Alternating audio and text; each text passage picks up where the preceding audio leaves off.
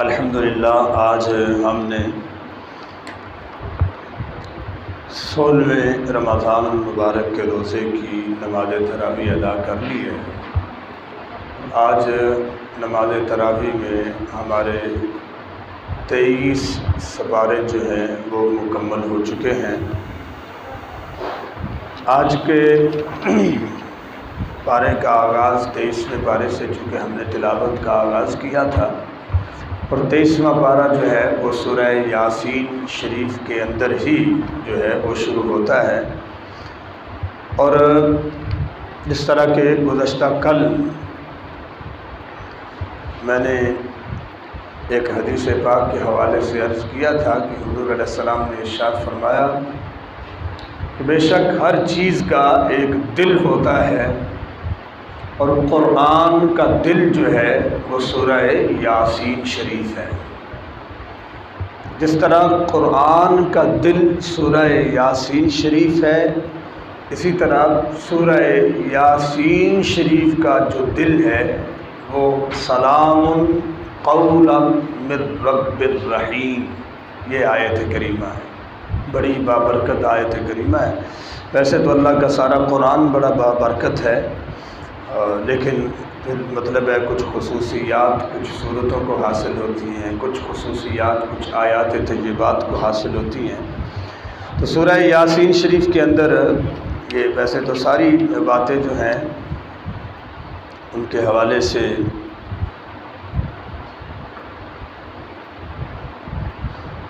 بیان ہونا چاہیے، لیکن اس میں سے ایک آیت کریمہ آج کے اس موضوع میں ہم رکھیں گے۔ اللہ پاک ارشاد فرماتا ہے الیوم نختم علی افواہہم وتکلمنا ایدیہم وتشہد ارجلہم بما کانوا یکسبون۔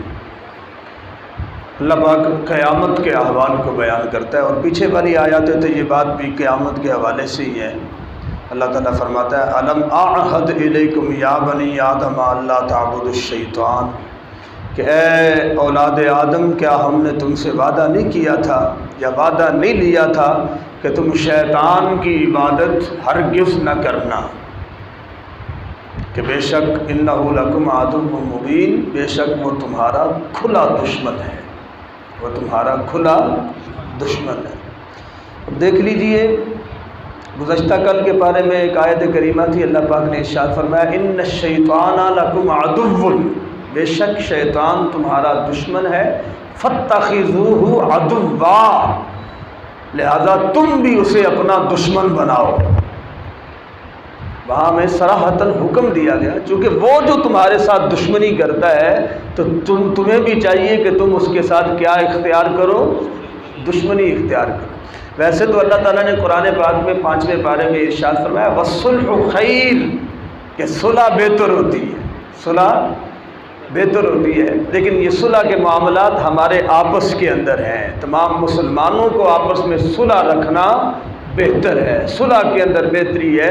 بہن بھائیوں کو آپس میں نہیں لڑنا چاہیے، اسی طرح مسلمانوں کو آپس میں نہیں لڑنا چاہیے۔ تو صلح کا راستہ جو ہے رشتہ داروں کے اندر بھی صلح کو ہی اہمیت دینی چاہیے۔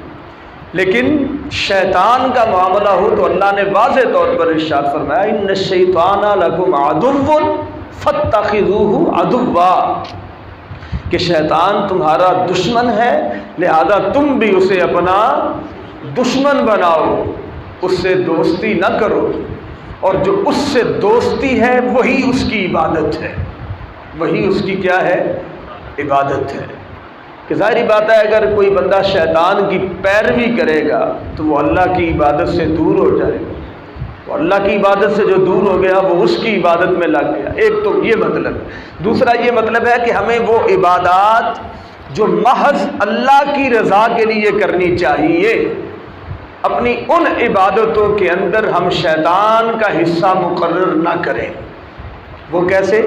کہ فرض کیجئے ایک فرض نماز عبادت ہے، جب ہم اسے محض اللہ کی رضا کے لیے ادا کریں گے تو یہ اللہ کی عبادت کہلائے گی، اور اگر اس کے اندر تھوڑی سی بھی ریاکاری ہو گئی تو اب وہ عبادت تو اللہ کی ہی تھی لیکن ہم نے اس عبادت کے اندر شرک کر دیا کہ کسی اور کو شریک بنا دیا، کہ جو محض عبادت اللہ کے لیے ہونی چاہیے تھی ہم نے کسی دوسرے کو بھی اس میں شریک کر دیا۔ جس کو دکھانے کے لیے ہم عبادت کرتے ہیں وہ اس میں شریک ہو جاتے ہیں۔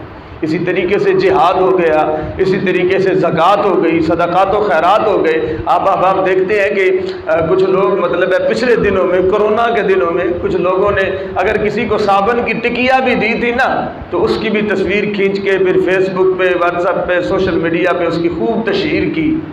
یہ سارا کچھ کیا ہے؟ یہ ریاکاری ہے، یہ شیطان کو خوش کرنے والی چیزیں ہیں۔ جبکہ حضور علیہ الصلوۃ والسلام تو ہمیں یہ ارشاد فرماتے ہیں کہ تمہارا دایاں ہاتھ کیا صدقہ کرتا ہے تمہارے بائیں ہاتھ کو بھی پتہ نہیں چلنا چاہیے۔ یہ ہے اصل نیکی، جس سے ہم سب بہت دور جا چکے ہیں، لیکن اتنے بھی دور نہیں گئے کہ واپسی کا راستہ نہ ہو۔ واپسی کا راستہ ہمیشہ اللہ پاک فرماتا ہے فَفِرُّوا إِلَى اللَّهِ، اللہ کی طرف واپس لوٹ آؤ، اللہ کی طرف واپس لوٹ آؤ۔ اور توبہ کا دروازہ قیامت تک کھلا ہوا ہے، یہ کسی بھی وقت بند نہیں ہوتا ہے۔ لہذا ہمیں چاہیے کہ اگر ہم سے ایسی غلطیاں اور خطائیں اگر سرزد ہوتی ہیں تو ہم اللہ تعالیٰ سے معافی مانگ لیں اور اللہ تعالیٰ سے سچی توبہ کر لیں، جس کے نتیجے میں اللہ ہمیں معاف فرما دے گا۔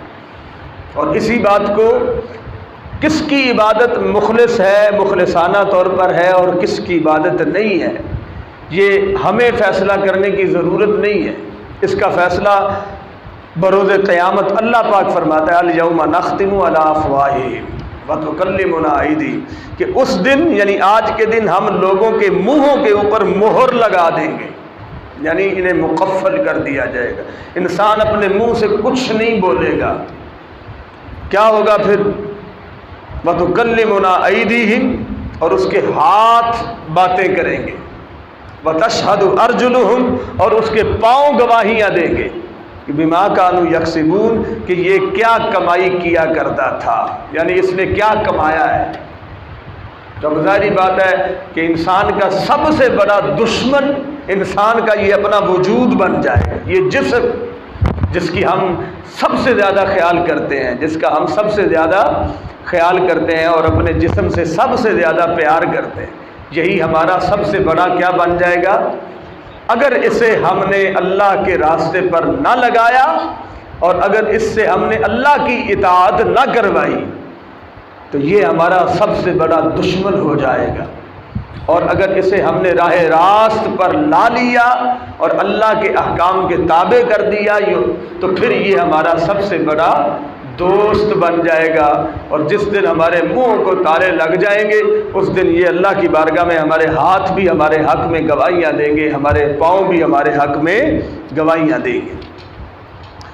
اس کے بعد جناب سورہ صافات ہے، اور سورہ صافات میں حضرت نوح علیہ السلام کا واقعہ ذکر ہے، اسی طرح حضرت موسیٰ علیہ السلام کا واقعہ ذکر ہے، حضرت ہارون کا، حضرت الیاسین کا، اور حضرت یونس علیہ السلام کے وہ واقعات جو مشہور و معروف ہیں، جو ہر زبان عام و خاص پر جاری و ساری ہیں، ان کا تذکرہ آج کی سورہ صافات کے اندر موجود ہے۔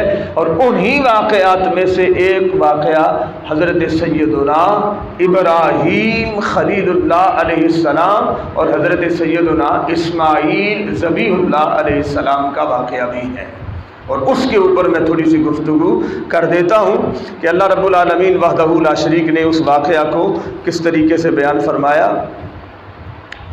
رب حبلی من الصالحین، حضرت ابراہیم علیہ السلام کی عمر مبارک 80 برس کی ہو گئی، اور ایک روایت کے مطابق 120 سال کے آپ ہو گئے، اور اس دوران آپ کو کبھی بھی اپنی اولاد کے حوالے سے ذہن میں خیال ہی نہیں آیا، اللہ کی محبت میں اس طرح مستغرق رہے اور اللہ کے دین کی تبلیغ کے اندر اپنے آپ کو اس طریقے سے وقف کیے رکھا کہ اپنی اولاد کے بارے میں کبھی ذہن میں خیال تک نہ آیا کہ اولاد بھی ہونی چاہیے۔ تو بہت سارے امتحانات تھے جو اللہ نے سب سے پہلے حضرت ابراہیم علیہ السلام سے لیے، اور حضرت ابراہیم علیہ السلام کے ہاں جب تک اولاد نہیں تھی، لوگوں کے اندر یہ بات مشہور و معروف تھی کہ حضرت ابراہیم سے بڑھ کر اللہ سے محبت کرنے والا کوئی نہیں ہے۔ یہ واقعی حقیقی صادق عاشق صادق ہیں حضرت ابراہیم علیہ السلام۔ اب 80 برس گزرنے کے بعد حضرت ابراہیم علیہ السلام کے دل میں خیال آیا کہ یار جتنی میں کوشش کر رہا ہوں، محنت کر رہا ہوں دین اسلام کی اشاعت و ترویج کے لیے اور خدمت دین کے لیے، تو میرے اس مشن کو میرے بعد کون لے کے چلے گا؟ تو کوئی اولاد ہونی چاہیے جو میرے والا کام میرے بعد کرتی رہے اور یہ سلسلہ جاری ہو ساری رہے۔ تو اس وقت پھر آپ نے دعا کی، رب ہب لی من الصالحین، یا اللہ مجھے نیک اولاد عطا فرما۔ یہ آپ کی دعا تھی۔ اب اللہ رب العالمین نے فبشرناہ بغلام حلیم، اللہ تعالیٰ نے پھر آپ کو خوشخبری دی ایک بچے کی جو بڑا ہی صبر والا، حلم والا تھا۔ یعنی وہ بچہ کون تھا؟ حضرت سیدنا اسماعیل علیہ السلام۔ وہ بچے کی خوشخبری ملی۔ فلما بلغ معہ السعی، پھر جب آپ عمر بلوغ کو پہنچے حضرت اسماعیل علیہ السلام، قال یا بنی انی اری فی المنام انی اذبحک فانظر ماذا تری۔ بس جب وہ عمر بلوغ کو پہنچے تو آپ نے فرمایا، اے میرے بیٹے میں نے خواب میں دیکھا ہے کہ میں تجھے ذبح کر رہا ہوں، بس تیرا کیا خیال ہے کہ میں کروں یا نہ کروں؟ قال یا ابت افعل ما تؤمر، آپ نے جواب دیا ہے میرے باپ، آپ کو جو حکم ملتا ہے آپ اس پر عمل کریں اور ذرہ بھی دیر نہ کریں۔ ستجدنی انشاءاللہ من الصابرین، ان قریب آپ مجھے اللہ کی بارگاہ سے صبر کرنے والا پائیں گے، یعنی میں صبر مند ہوں گا، ناشکری میں نہیں کروں گا، اور میں اپنی جان بچانے کے لیے کوئی ہیلا اور بہانہ نہیں کروں گا۔ اب حضرت اسماعیل علیہ السلام کا یہ واقعہ کیوں ہوا، اس کے پیچھے بھی بہت سارے راز ہیں، لیکن ان میں سے ایک بات جو بیان کی جاتی ہے وہ یہ بھی ہے کہ چونکہ جب تک آپ کی اولاد نہیں تھی، حضرت ابراہیم علیہ السلام عشق کے ہر میدان اور ہر امتحان میں کامیاب رہے، اور دنیا جانتی تھی کہ حضرت ابراہیم علیہ السلام اللہ کے سچے عاشق اور صادق ہیں اور سچے محب ہیں۔ لیکن جب آپ کو بیٹا اللہ نے دے دیا تو پھر کچھ لوگوں کے ذہن میں یہ خیال آ گیا کہ اب ابراہیم علیہ السلام کی محبت کم از کم 2 حصوں میں تقسیم ہو گئی ہے، ایک محبت کا حصہ بیٹے کی طرف چلا گیا اور ایک اللہ کی طرف ہے، اور اب حضرت ابراہیم علیہ السلام شاید مطلب ہے اللہ کی محبت میں ویسے نہیں رہے جیسے پہلے تھے۔ لیکن اللہ رب العالمین نے دنیا کے ذہنوں کو صاف کرنے کے لیے کہ لوگوں یہ تمہارا وہم و گمان ہے، اور یہ جھوٹا ایک مطلب ہے وہم و گمان ہے کہ ابراہیم میری محبت میں اب پہلے سے کم ہو گئے ہیں، ہم نے ابراہیم علیہ السلام کو اولاد دے دی ہے، لیکن اس کے باوجود حضرت ابراہیم علیہ السلام کی نظر میں اور ان کے دل میں میری محبت جو ہے اس کے اندر کوئی فرق نہیں پڑا۔ اور دیکھنا چاہتے ہو تو اس کے حوالے سے ہم آپ کو دکھا دیتے ہیں۔ چنانچہ اللہ تعالیٰ نے حضرت اسماعیل علیہ السلام کی قربانی مانگ لی اور حضرت ابراہیم علیہ السلام قربانی دینے کے لیے تیار ہو گئے۔ 80 سال کے بعد اگر کوئی بیٹا ملا ہو تو کتنا وہ محبوب ہوگا، کتنا پیارا ہوگا، کتنی محبت ہوگی اس بیٹے کے ساتھ۔ لیکن حضرت ابراہیم علیہ السلام نے اپنے بیٹے کی محبت کو اللہ کی محبت کے راستے میں نہیں آنے دیا، اور پھر کرم بالائے کرم اور محبت بالائے محبت یہ کہ آپ نے جس بیٹے کو قربان کرنے کے لیے چاہا نا کہ میں قربان کروں، تو وہ بیٹا بھی اللہ کے ساتھ ویسی ہی محبت کرنے والا تھا جیسے حضرت ابراہیم علیہ السلام کرتے تھے۔ کہا کہ اے ابراہیم، ہے میرے والد محترم، اگر آپ کو اللہ کا حکم ہے تو پھر دیر کس بات کی ہے؟ ستجدنی انشاءاللہ من الصابرین، آپ مجھے صبر مند پائیں گے اور آپ اللہ کے حکم میں تاخیر نہ کریں۔ تو چنانچہ ثابت کر دیا حضرت ابراہیم علیہ السلام نے کہ اللہ کے بارگاہ سے اولاد ملے یا نہ ملے، اللہ کی محبت میں ہماری کوئی کمی نہیں ہوئی۔ اب کیا ہوا؟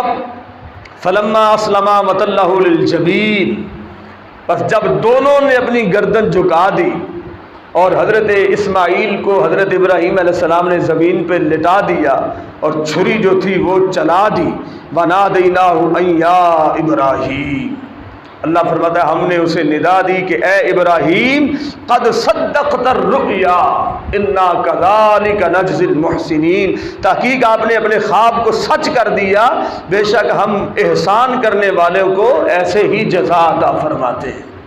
ان ھذا لہو البلاء المبین، اللہ فرماتا ہے کہ بے شک یہ یعنی حضرت ابراہیم کا اپنے بیٹے اسماعیل کو لٹا کے اس کی گردن پہ چھری چلا دینا یہ بہت بڑی آزمائش تھی، یہ بہت بڑی آزمائش ہے۔ کوئی بھی باپ اس آزمائش سے نہیں گزر سکتا، کوئی بھی باپ ایسے امتحان کو پاس نہیں کر سکتا جو حضرت ابراہیم علیہ السلام نے پاس کیا۔ اس واسطے اللہ رب العالمین نے فرمایا کہ یہ بہت بڑا امتحان تھا حضرت ابراہیم علیہ السلام۔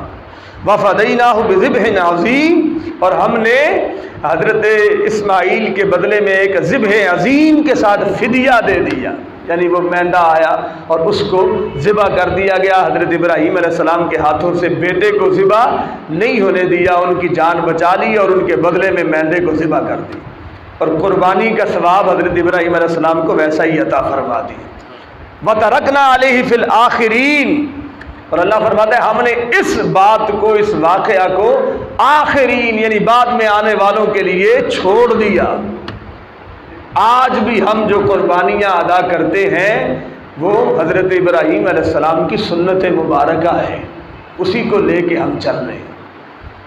اور اسی واسطے حضور علیہ السلام سے جب پوچھا گیا نا کہ ما هذه الاضاحی یا رسول اللہ صلی اللہ علیہ وسلم، یا رسول اللہ یہ قربانیاں کیا ہیں، تو حضور علیہ السلام نے کیا جواب دیا؟ یا سنت ابیکم ابراہیم، یہ قربانیاں ہمارے باپ حضرت ابراہیم علیہ السلام کی سنت ہے۔ تو سلام علی ابراہیم، اللہ نے حضرت ابراہیم پر سلام بھیجا، میں ابراہیم آپ کے اوپر سلام ہو، اور پھر وَبَشَّرْنَاهُ بِإِسْحَاقَ نَبِيًّا مِّنَ الصَّالِحِينَ، اور پھر ہم نے خوشخبری دی اب ابراہیم علیہ السلام کو اسحاق، حضرت اسحاق علیہ السلام کی، جو کہ نبی تھے اور صالحین میں سے تھے۔ وَبَارَكْنَا عَلَيْهِ وَعَلَى إِسْحَاقَ، اور ہم نے برکت دی آپ پر اور حضرت اسحاق پر۔ وَمِن ذُرِّيَّتِهِمَا مُحْسِنٌ وَظَالِمٌ لِنَفْسِهِ مُبِينٌ، اور آپ کی اولاد میں بہت سارے محسن احسان کرنے والے، یعنی ہم نے اللہ رب العالمین نے آپ کی ذریت میں بھیجے۔ اور وہ حضرت اسحاق علیہ السلام کی ذریت میں اب دیکھیے کہ جتنے بھی نبی آئے بنی اسرائیل کے اندر، جتنے بھی نبی آئے وہ سارے کے سارے حضرت اسحاق علیہ السلام کی اولاد میں آئے، اور حضرت اسحاق علیہ السلام حضرت ابراہیم علیہ السلام کے بیٹے ہیں۔ تو اس واسطے حضرت ابراہیم علیہ السلام کو جد الانبیاء کہا جاتا ہے، یعنی انبیاء کے دادا جان، یا آپ دادا ہیں انبیاء کرام علیہ السلام۔ تو حضرت ابراہیم علیہ السلام کے دو بیٹے تھے، ایک حضرت ابراہیم اور اسماعیل علیہ السلام، اور ایک حضرت اسحاق علیہ السلام۔ تو حضرت اسحاق علیہ السلام سے انبیاء کرام کی پوری لڑی تھی، یعنی تقریباً آپ کہہ سکتے ہیں کہ 1,00,000 سے بھی زیادہ انبیاء کرام تھے جو حضرت اسحاق علیہ السلام کی اولاد سے پیدا ہوئے۔ سارے انبیاء کرام میں تقریباً چند انبیاء کرام ہی تھے نا، پہلے حضرت آدم علیہ السلام ہو گئے، آپ کے بیٹے ہو گئے، پھر حضرت نوح علیہ السلام ہو گئے، حضرت شیث علیہ السلام، اور یہ پھر ان کے بعد حضرت ابراہیم علیہ السلام آ جاتے ہیں۔ تو چند انبیاء کرام پہلے تھے، باقی سارے کے سارے نبی جو ہے وہ حضرت اسحاق علیہ السلام کی اولاد میں سے، جو بنی اسرائیل کہلائے وہ سارے حضرت اسحاق علیہ السلام۔ اور حضرت اسماعیل علیہ السلام کی اولاد میں صرف ایک ہی نبی تشریف لائے، صرف ایک نبی، لیکن وہ ایسی شانوں کے ساتھ تشریف لائے کہ اللہ رب العالمین نے اس ایک نبی کو تمام نبیوں کا سردار بنا دیا، اور وہ نبی ہمارے نبی حضرت محمد مصطفیٰ صلی اللہ تعالی علیہ وآلہ وسلم ہے، جو حضرت اسماعیل علیہ السلام کو عطا آپ کی یعنی نسل میں اولاد میں پیدا ہوئے۔ یہ واقعہ یعنی سارے کا سارا آج سورہ صافات کے اندر موجود ہے۔ اس کے بعد ایک اور واقعہ ہے سورہ صاد کے اندر، وہی واقعہ جو آپ نے بارہا سن رکھا ہے، حضرت آدم علیہ السلام کی پیدائش کا واقعہ اور فرشتوں کو حضرت آدم علیہ السلام کی بارگاہ میں سجدہ ریز ہونے کا واقعہ، ذرا تھوڑا سا اس کے اندر ایک اور بات مطلب ہے جو بیان کی گئی ہے، وہ یہ ہے کہ اذ قال ربک للملائکۃ انی خالق بشرا من طین، جب آپ کے رب نے فرشتوں سے کہا کہ میں ایک بشر کو مٹی سے پیدا کرنے لگا ہوں، فَإِذَا سَوَّيْتُهُ، پس جب میں اسے بنا لوں، وَنَفَخْتُ فِيهِ مِن رُوحِي، اور میں اس کے اندر اپنی روح ڈال دوں، فَقَعُوا لَهُ سَاجِدِينَ، تو اے فرشتوں تم سب نے ان کو سجدہ کرنے کے لیے گر جانا ہے، یعنی سجدے میں پڑ جانا ہے ان۔ فَسَجَدَ الْمَلَائِكَةُ كُلُّهُمْ أَجْمَعُونَ، اور پھر سب فرشتوں نے حضرت آدم علیہ السلام کو کیا کر دیا؟ سجدہ کر دیا، الا ابلیس، سوائے ابلیس کے کہ استکبارا، اس نے تکبر کیا، وکان من الکافرین، اور وہ کافروں کے اندر شامل ہو گیا۔ اب یہ گناہ تو اس نے کر دیا تھا سجدہ کرنے والا، لیکن اللہ رب العالمین نے پھر اس کو موقع دیا، یہ موقع تھا نا، اسے صفائی اپنی دینے کے لیے موقع دیا، وگرنہ اللہ کے حکم کی نافرمانی تو ہو گئی تھی۔ اللہ رب العالمین چاہتا تو اسی وقت اس کو مطلب فارغ کر دیتا، جس طرح کہ فرمایا وَكَانَ مِنَ الْكَافِرِينَ، وہ کافروں میں سے تو ہو گیا، لیکن پھر اللہ نے فرمایا قَالَ يَا إِبْلِيسُ، اے ابلیس، مَا مَنَعَكَ أَن تَسْجُدَ لِمَا خَلَقْتُ بِيَدَيَّ، تجھے کس چیز نے روکا کہ تو نے سجدہ نہ کیا اس ہستی کو جس کو میں نے اپنے ہاتھ سے پیدا کیا یا اپنے ہاتھوں سے بنایا۔ اب دیکھیے یہاں یہ بھی چلتا ہے کہ اللہ رب العالمین نے حضرت آدم علیہ السلام کو اپنے ہاتھوں سے بنایا تھا۔ فرمایا کہ تمہیں کس چیز نے روکا، کیوں نہیں سجدہ کیا اس نبی کو جسے میں نے اپنے ہاتھوں سے بنایا، اس آدم کو سجدہ کیوں نہیں کیا؟ اب یہ کیوں پوچھا جا رہا ہے؟ تو اس کا مطلب یہ ہے نا کہ اللہ تعالیٰ مہلت دے رہا تھا، عذر پوچھ رہا تھا۔ اگر کوئی جینون عذر ہوتا اور واقعی معقول بات شیطان آگے سے کر دیتا تو یہ موقع دیا ہی اس لیے جا رہا تھا کہ اگر وہ معقول بات کرتا تو اللہ اسے شاید معاف کر دیتا، لیکن جب یہ بات پوچھی تو اس نے کیا کہا؟ اس نے کہا انا خیر منہ، میں آدم سے بہتر ہوں، خلقتنی من نار و خلقتہ من طین، تو نے مجھے آگ سے پیدا کیا ہے اور اسے مٹی سے پیدا کیا ہے، تو آگ تو مٹی سے زیادہ طاقتور اور پاورفل ہوتی ہے، اس واسطے میں اس سے زیادہ طاقت والا ہوں، تو میں اسے سجدہ کیوں کروں؟ اب جب اس نے یہ بات کی نا تو اب اس نے واضح کر دیا کہ وہ متکبر ہو گیا تھا اور اس نے اللہ کے نبی کی شان میں گستاخی کر دی تھی۔ تو اب شیطان فرشتوں کا سردار تھا، لیکن اللہ رب العالمین وحدہ لا شریک نے کیا فرمایا؟ فرمایا قال فاخرج منها فانک رجیم، اب چونکہ تو عذر بھی صحیح پیش نہیں کر سکا اور تو اکڑ گیا ہے، لہذا نکل جا یہاں سے، تو مردود ہو گیا۔ تو اگر بیسک دیکھا جائے تو شیطان مردود بنا تھا اللہ کے نبی کی بارگاہ میں گستاخی کر کے، اللہ کے نبی کی توہین کر کے بنا تھا۔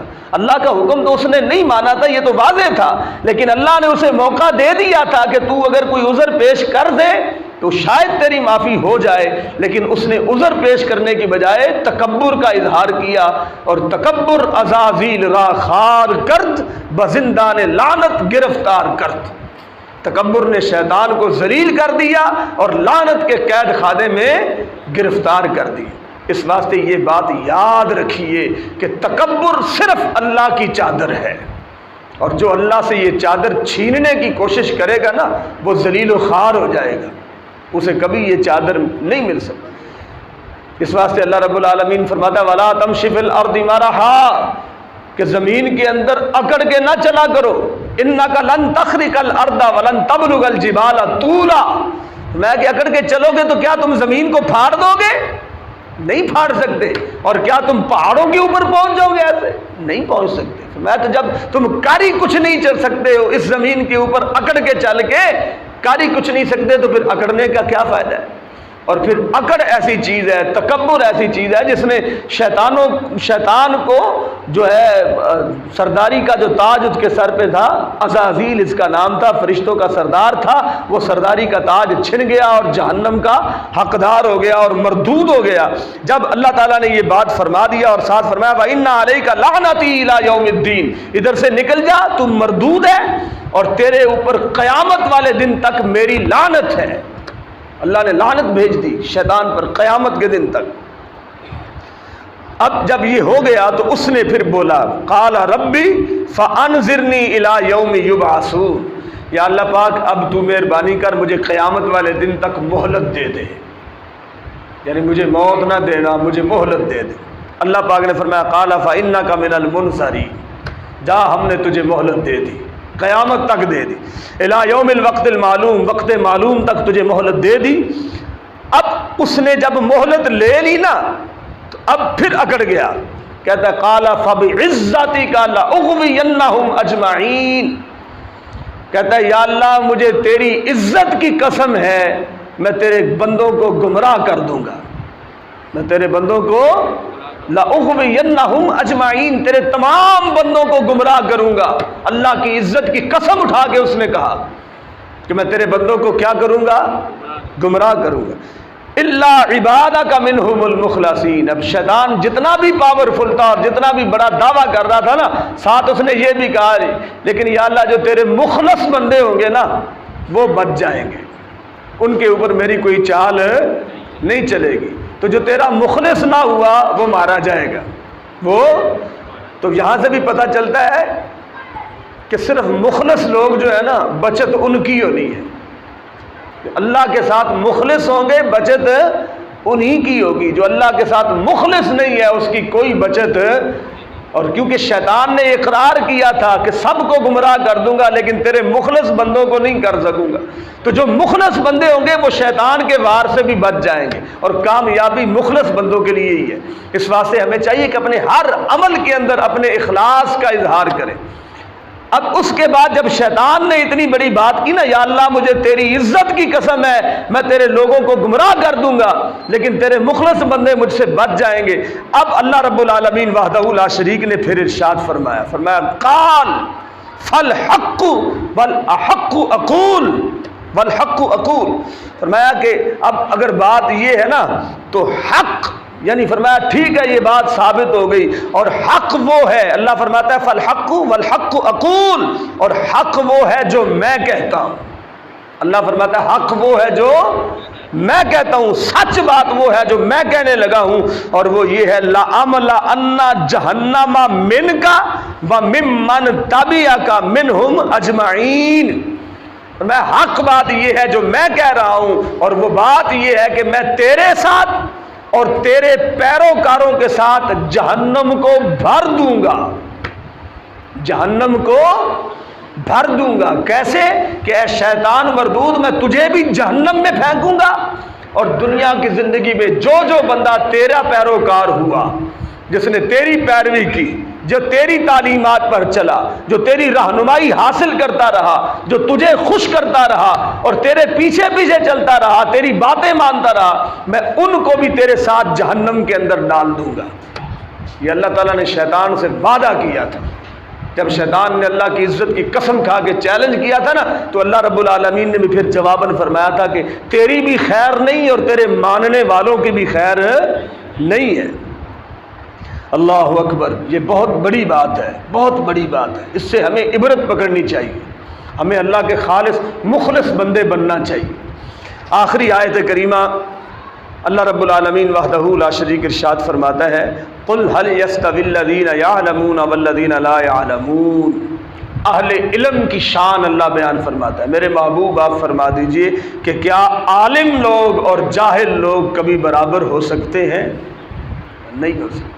یہ استفہام انکاری ہے جس میں اللہ تعالیٰ اعلان یہ فرما رہا ہے کہ اہل علم اور اہل جہالت کبھی برابر نہیں ہو سکتے۔ اللہ تعالیٰ نے علم والوں کو اونچا مقام عطا فرمایا ہے، انہیں فضیلت اور شان بخشی ہے، اور اس کی ایک مثال میں آپ کو دیتا ہوں کہ بسا اوقات جاہل بندہ جو ہوتا ہے نا، وہ کیا کرتا ہے، اپنی طرف سے وہ نیکی کر رہا ہوتا ہے لیکن اس کی جہالت کی وجہ سے اسے پتہ نہیں ہوتا کہ وہ نیکی کی بجائے گناہ میں مبتلا ہوتا ہے۔ اب ایک واقعہ میں آپ کو سناتا ہوں، ایک بندہ تھا، اس کے اوپر صوفیت غالب آ گئی، صوفیت وہ نیک اور صالح بننے کے جذبے سے وہ مطلب ہے نکل پڑا، اس نے میں گھر چھوڑتا ہوں، اپنا آل اولاد چھوڑی، ماں باپ چھوڑا، بہن بھائی چھوڑے، بال بچے چھوڑے، چھوڑ کے جنگلوں میں نکل گیا اور جنگل میں جا کے اللہ کی عبادت میں مصروف ہو گیا۔ جب اللہ کی عبادت میں مصروف ہوا نا تو اس کے دل میں ظاہر صوفیت جو غالب آئی ہوئی تھی اور علم پاس تھا نہیں، وہ جناب اس نے کہا کہ اب یار یہ میری دو آنکھیں ہیں، میں جب ایک آنکھ سے دیکھ سکتا ہوں سارا کچھ تو یہ اللہ کی دوسری نعمت کو میں ضائع کیوں کروں؟ اس نے اس کے اوپر پٹی باندھ لی اور اپنی آنکھ کو بند کر دیا۔ کچھ دن گزرے، پھر خیال آیا کہ میرے دو کان ہیں تو میں جب ایک سے سن سکتا ہوں تو دوسری جو نعمت ہے اسے ضائع کیوں کروں؟ اس کے اوپر بھی پٹی باندھ لی۔ اب وہ اسی حالت میں مطلب ہے لگا رہا، سجدے پہ سجدہ، نمازوں پہ نمازیں، نفلوں پہ نفل پڑھتا رہا۔ اب بتائیے یہ سارے عمل وہ نیکی سمجھ کے کرتا رہا کہ نہیں کرتا رہا؟ لیکن علم نہیں تھا پاس۔ اب 25 سال اسے گزر گئے وہاں پر جنگلوں کے اندر معرفت لینے کے لیے اور حق کو تلاش کرنے کے لیے اور اللہ کی عبادت میں مصروف۔ 25 سال کے بعد ایک عالم دین کا وہاں سے گزر ہوا، عالم دین وہاں سے گزرا، اس نے کہا یار یہ بندہ تو دیکھا دیکھا لگ رہا ہے۔ اس کے پاس چلا گیا، پوچھا اوے اللہ کے بندے تو کون ہے، کہاں سے؟ اس نے کہا جی میں فلاں جگہ سے، فلاں میرا نام ہے، فلاں۔ اچھا اچھا اچھا اچھا، یہ تمہاری آنکھ کو کیا ہو گیا؟ اس نے کہا جی کچھ بھی نہیں ہوا۔ میں تمہارے کان کو کیا ہوا؟ کچھ بھی نہیں ہوا۔ تو ادھر کیا کر رہا ہے؟ کہتا ہے میں اللہ کی عبادت میں مصروف ہوں۔ میں تو تیری آنکھ کو کچھ نہیں، کان کو کچھ نہیں، تو پٹیاں کیوں کی؟ تو اپنا فلسفہ بیان کرتے ہوئے کہا کہ چونکہ میں ایک آنکھ سے دیکھ سکتا تھا تو میں نے سوچا کہ اللہ کی دوسری نعمت کو ضائع کیوں کروں، ایک کان سے سن سکتا تھا تو سوچا کہ دوسری نعمت کو ضائع کیوں کروں، اس واسطے میں نے پٹیاں باندھ لی اور ہوا کچھ بھی نہیں۔ آپ نے فرمایا، اس عالم دین نے فرمایا پھر ایسا کام کر، ان پٹیوں کو اتار اور اتارنے کے بعد دوبارہ وضو کر اور وضو کر کے اپنی 25 سال کی فرض نمازوں کو دوبارہ پڑھ، تیری ایک بھی نماز قبول نہیں ہوئی، اور اللہ سے توبہ کر کیونکہ تجھے عذر کوئی نہیں تھا اور تیری آنکھ کا دھونا فرض تھا وضو کے اندر، تیرا تو وضو ہی نہیں ہو سکا تو نماز کیسے ہوگی؟ اسی طریقے سے کان کی لو تک دھونا فرض ہوتا ہے، تو تو مطلب ہے جب کان کے اوپر پٹی باندھی ہوئی ہے تو تیرا تو وضو ہی کامل نہیں ہو رہا، تو پھر تیری نماز کیسے ہو سکتی؟ اور جب نماز فرض ہی تیری ادا نہیں ہو رہی تو اللہ کا قرب تجھے کیسے نصیب ہوگا؟ یہ بات ہوتی ہے کہ اگر اس کے پاس علم ہوتا تو بولیے وہ اتنی بڑی غلطی کرتا۔ اس واسطے حضرت شیخ سعدی رحمۃ اللہ علیہ فرماتے ہیں علم ایک ایسی دولت ہے کہ بے علم نہ تواں خدا را شناخت، کہ بے علم پہچان ہی نہیں ہوتی اللہ رب العالمین بات۔ اس واسطے ہماری عمریں تو گزر گئی لیکن ابھی بھی دیر نہیں ہوئی، جب تک ہم زندہ ہیں دیر نہیں ہوئی، کیونکہ حضرت شیخ سعدی فرماتے ہیں نا 40 سال عمر عزیزت گزشت، مزاج تو از حال طفلی نہ گشت۔ حضرت شیخ سعدی رحمۃ اللہ علیہ کی 40 سال عمر ہو گئی تھی اور آپ بچپن کی بچوں کی طرح ہی تھے، آپ نے کچھ بھی نہیں پڑھا تھا۔ ایک دن آپ مطلب ہے کسی جنگل کے اندر جا رہے تھے تو بارش اتر گئی، درخت کے نیچے بیٹھ گئے، بارش سے بچنے کے لیے درخت کے نیچے بیٹھے اور پتوں کے اوپر پانی گر رہا تھا اور نیچے جانوروں کے پاؤں کے ساتھ وہ سوراخ ہوا پڑا تھا، سوراخ ہوتے ہیں نا پاؤں کے نشانات جو پڑتے، تو ایک ایک قطرہ اس کے اندر وہ سوراخ کے اندر پڑتا تھا اور حضرت شیخ فرماتے ہیں میرے دیکھتے دیکھتے وہ جو سوراخ تھا وہ بھر گیا ایک ایک قطرے سے۔ آپ فرماتے ہیں جب میں نے دیکھا تو میں نے سوچا یار اگر ایک ایک قطرے سے یہ سوراخ بھر سکتا ہے تو اے سعدی تو اگر ایک ایک مسئلہ روزانہ سیکھے تو تو عالم کیوں نہیں بن سکتا؟ ایک ایک مسئلہ بھی روزانہ سیکھے تو عالم کیوں نہیں بن سکتا؟ تو 40 سال کی عمر کے بعد شیخ سعدی نے پڑھنا شروع کیا، مسئلے سیکھنے شروع کیے اور اللہ نے اتنا اونچا مقام آپ کو عطا فرمایا کہ آج جو بھی بندہ عالم دین بننا چاہتا ہے نا وہ پہلے سال میں حضرت شیخ سعدی کی کتابیں اسے پڑھنا پڑتی ہیں اور پھر اس کے علم کا سفر شروع ہوتا ہے۔ اس واسطے ہمارے لیے بھی دیر نہیں ہوئی، ہم بھی ابھی بہت کچھ کر سکتے ہیں، لیکن خاص طور پر ہمیں چاہیے کہ اپنے بچوں کو علم دین مصطفیٰ صلی اللہ علیہ وسلم کے زیور سے آراستہ کریں۔ تاکہ وہ اللہ کی پہچان حاصل کر سکے اور اللہ کے بتائے ہوئے اسلوب اور قواعد کے مطابق اس دنیا میں افضل اور اعلیٰ بن سکے اور لوگوں کی رہنمائی کر سکے۔ یاد رکھیے، نیک اولاد صدقہ جاریہ ہوتی ہے، اور بندے کی زندگی کی سب سے بڑی کمائی جو ہے نا وہ نیک اولاد ہوتی ہے، اور علم والی اولاد، علم خود ایک صدقہ جاریہ ہے۔ اللہ کی بارگاہ میں دعا ہے کہ اللہ تعالی ہمیں عمل کی توفیق نصیب فرمائے، آمین۔